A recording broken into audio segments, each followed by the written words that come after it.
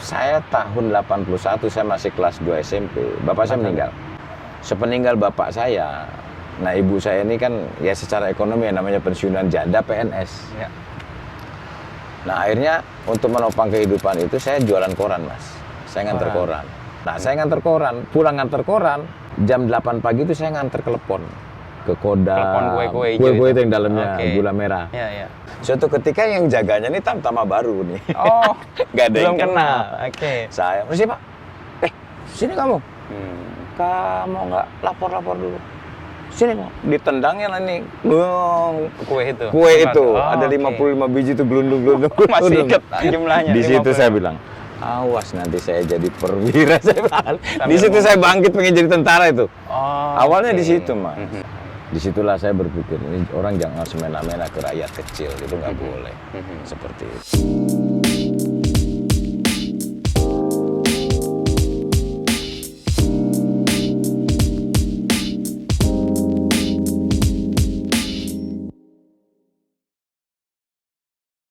Pengalaman Pak Dudung kemudian memilih tentara sebagai pilihan panggilan atau profesi selain karena orang tua dan kakek ya dulu ya. Itu gimana ceritanya Pak? Sampai wah saya mau jadi tentara nih. Jadi ceritanya begini, Mas. Ini lucu sih memang ceritanya. Saya tahun 81 saya masih kelas 2 SMP. Bapak saya meninggal. Oke. Ya bapak saya juga bukan golongan menengah ke atas lah. Jadi Tentara Bapak? seorang PNS. Oh, PNS. Ya PNS golongan 3A gitu. Kemudian anaknya ada 8. Nah saya nomor 6. Sepeninggal bapak saya, nah ibu saya ini kan ya secara ekonomi yang namanya pensiunan janda PNS. Ya. Nah akhirnya untuk menopang kehidupan itu saya jualan koran, Mas. Saya nganter koran. Leper koran nih, leper koran itu. Leper koran itu. Yang profesi sekarang mungkin udah jarang ya. Udah nggak ada kali ya, mungkin naik motor sekarang kali ya. Oke. Itu pakai sepeda, yang pakai sepeda, sendal, kemudian remnya tuh pakai sendal capit bekas itu dibantu. Jadi mengeremnya Diinjek ya. Oke. begitu. Oke, pagi itu. Pagi jam 4 pagi karena sekolah saya siang. Oke. Gitu, sekolah saya siang. Nah, waktu itu sebetulnya saya diterima sekolah yang pagi. Cuman saya dengan ibu diantar ke kepala sekolah yang SMS. Minta yang siang. Pengen yang siang. Supaya bisa membantu Bisa tadi. bantu. Nah, saya nganter koran, pulang nganter koran, jam 8 pagi itu saya nganter telepon ke Kodam. Telepon kue-kue hijau Kue-kue itu. itu yang dalamnya gula merah. Iya, iya. Ke Kodam, ke Taman Lalu Lintas, ke SMP Dititip di Muslim, warung dititipkan ke warung. Nah, suatu ketika saya melewati kantor Kodam nih. Oke. Ada penjagaan itu yang jaga tuh yang pos monyet ini, jaga satri gini. Biasanya kan saya permisi Pak. Nah, karena tiap hari saya lakukan, kan mereka kan Ya udah biasa. kenal lah. Oh ya, Oke. silakan Dek. Dikenal. Nah, Oke. suatu ketika yang jaganya ini tamtama baru nih. Oh, Gak ada yang belum kenal.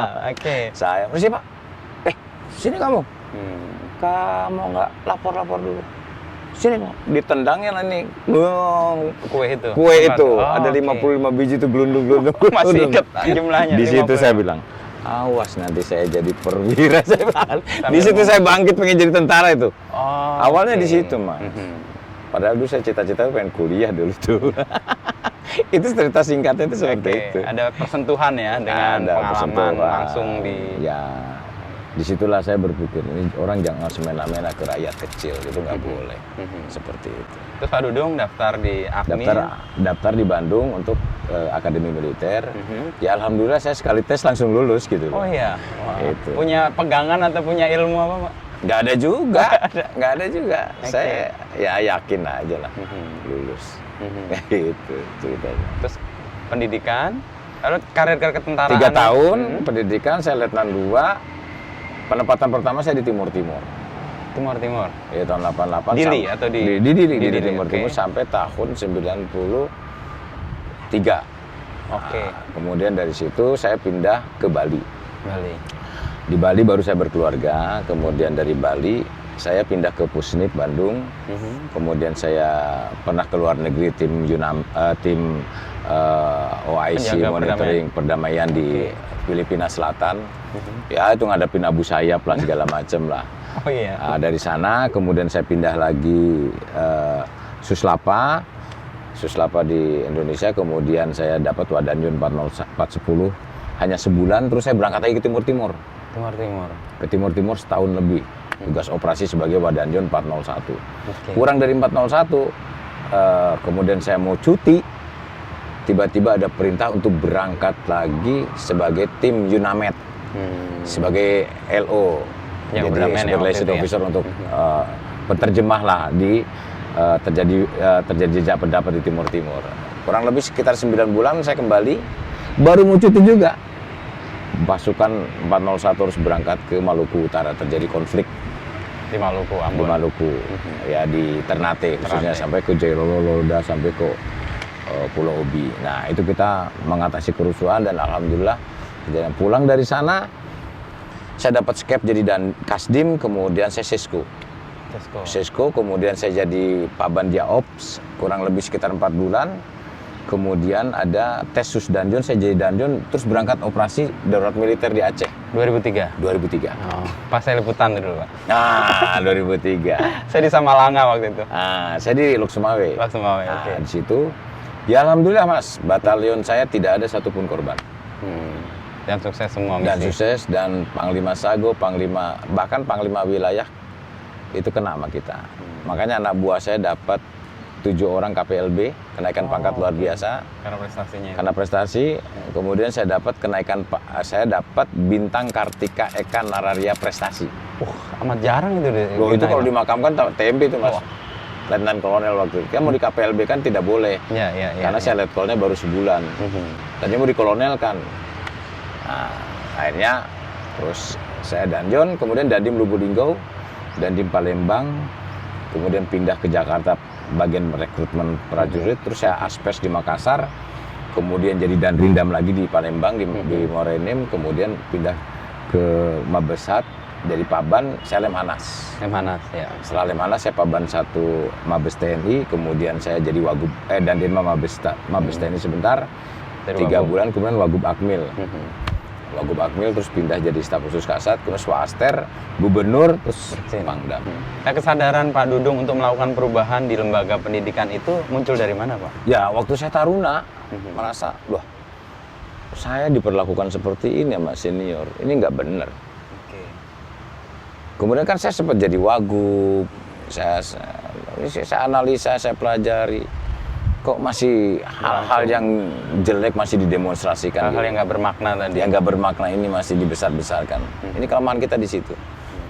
Jadi setiap kegiatan harus jelas. Makanya kalau ingin berhasil dalam seorang memimpin, harus mengerti, menguasai tugas pokok, tujuan serta sasaran yang harus dicapai. Setiap ada kegiatan menyentuh tugas pokok nggak? Terus tujuannya apa kamu kerjakan? Terus sasaranmu nanti apa nih endingnya nih? Kalau kamu kegiatan nggak ada hasil, percuma, buang-buang waktu. Saya bilang begitu. Saya belum menemukan apa alasan Pak Dudung melakukan perubahan di tempat pendidikan itu. Apakah karena justru kan di pendidikan butuh ada percontohan, butuh ada hal yang benar diterapkan sehingga berdampak luas? Atau gimana? Taruna itu kan Mas semacam kertas lembaran putih yang belum ada tulisannya. Ya, dia datang dari mana-mana ya. Ya kan?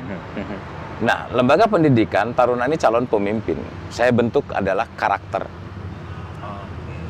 Dia harus punya karakter. Dia harus punya integritas. Kamu nanti akan jadi pemimpin kamu. Bahaya kalau pemimpin bawahnya nggak bener, pasti nggak bener.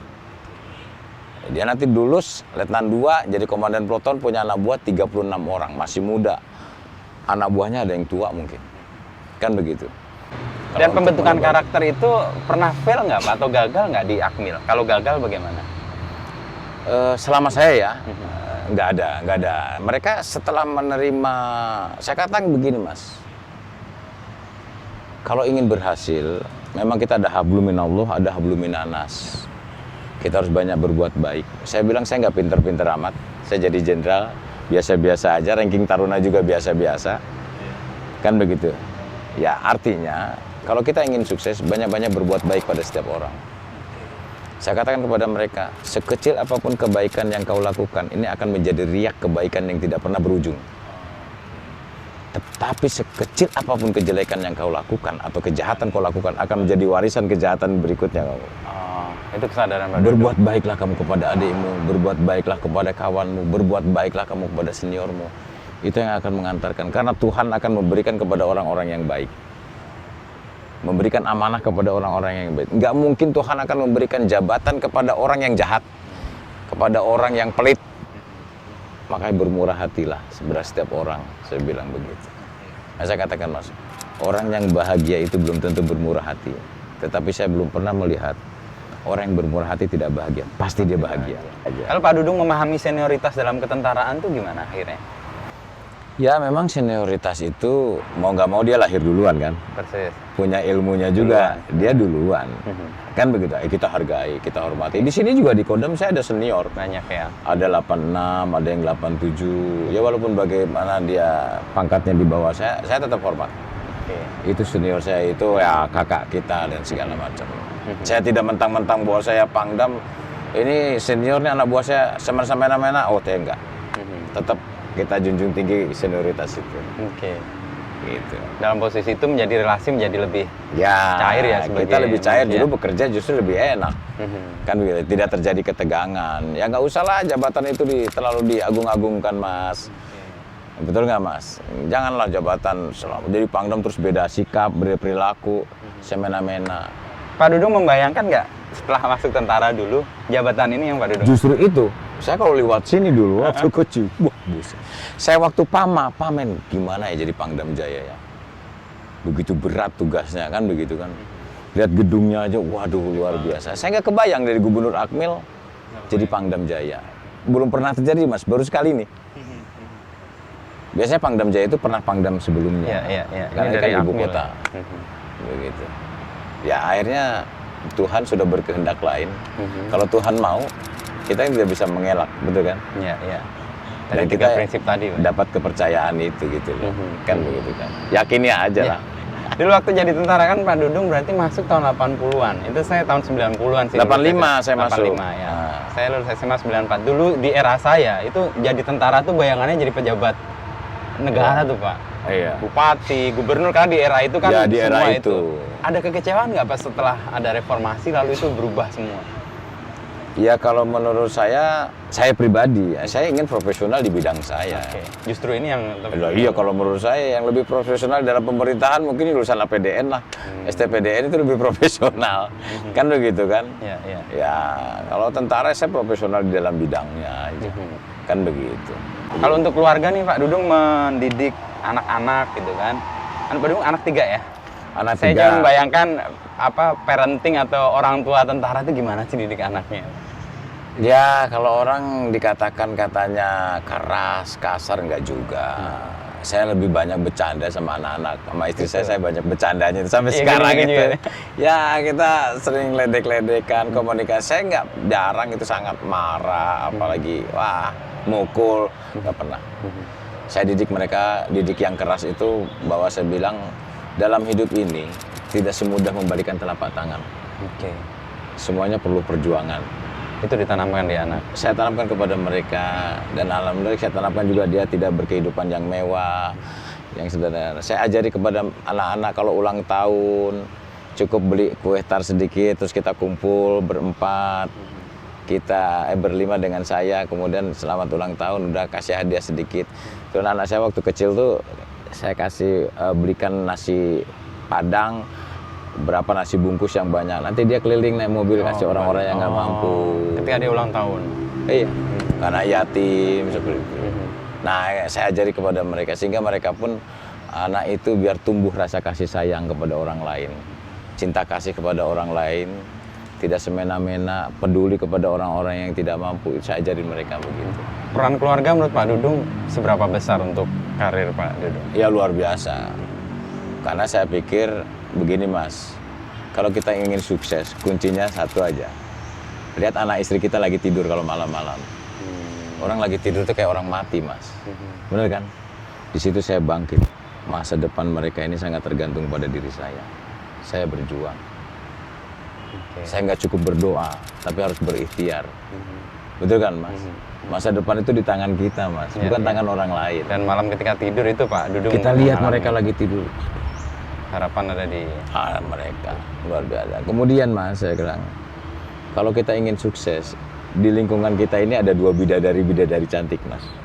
Yang pertama ibu kita, yang kedua istri kita Mas. Oke. Karena 2 orang ini yang selalu mendoakan kita. Tidak ada orang lain. Orang Mas nanti kita doakan ya, insya Allah mudah-mudahan saya bohong itu. Tapi kalau ibu dan istri itu udah pasti. pasti. Ibu kita ini selalu mendoakan kita setelah dia sembahyang. Istri juga kita mendoakan, Mas di mana Mas sholat, mendoakan kita. Betul tak? Makanya cintai mereka berdua. Cintai terutama ibu.